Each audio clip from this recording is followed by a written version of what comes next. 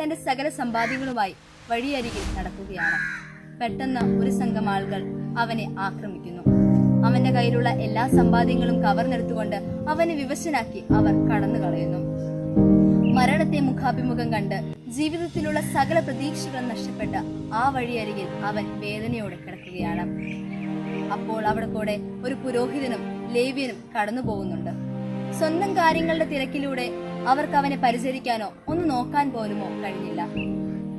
കുറെ നേരം കഴിയുമ്പോൾ ഒരു മനുഷ്യൻ അവിടെ എത്തുകയാണ്. താൻ ഇതിനു മുമ്പ് കണ്ടിട്ടില്ലാത്ത, താൻ ഇതിനു മുമ്പ് അറിഞ്ഞിട്ടില്ലാത്ത ആ വ്യക്തിയെ യാതൊരു മടിയും കൂടാതെ പരിചരിക്കാനും സ്വന്തം കഴുതപ്പുറത്ത് അവനെ താങ്ങിയെടുത്ത് സത്രത്തിലെത്തിക്കാനും ശേഷം തന്റെ സമ്പാദ്യം മുഴുവൻ സത്രയുടമയെ ഏൽപ്പിച്ച ശേഷം ഇനിയും എന്തെങ്കിലും ആവശ്യമുണ്ടെങ്കിൽ ഞാൻ തിരികെ വരുമ്പോൾ നൽകുമെന്ന് പറയാനും അവന് യാതൊരു മടിയും ഉണ്ടായിരുന്നില്ല. ആരാണ് എന്റെ യഥാർത്ഥ അയൽക്കാരൻ എന്ന ചോദ്യത്തിന് ഈശോ നൽകിയത് ഈ ഉപമയാണ്. ഇവിടെ പറയുന്ന ഈ നല്ല സമരയാക്കാരൻ നാം തന്നെയാണ്. നമ്മുടെ മുമ്പിൽ വരുന്ന കുറ്റവും കുറവും ധാരാളമുള്ള മനുഷ്യരെ അവരുടെ വേദനകളിലും സന്തോഷങ്ങളും എല്ലാം ചേർത്ത് പിടിച്ചുകൊണ്ട് സ്നേഹിതന് വേണ്ടി സ്വന്തം ജീവൻ ബലി കഴിച്ച മിശിഹായുടെ ശിഷ്യരാകുവാൻ ഈശോ നമ്മെ തന്നെ ആഹ്വാനം ചെയ്യുന്നതാണ് ഈ ഉപമ. നമ്മുടെ മുമ്പിലുള്ളവരെ ചേർത്ത് പിടിക്കാം, അവരെ ആശ്വസിപ്പിക്കാം.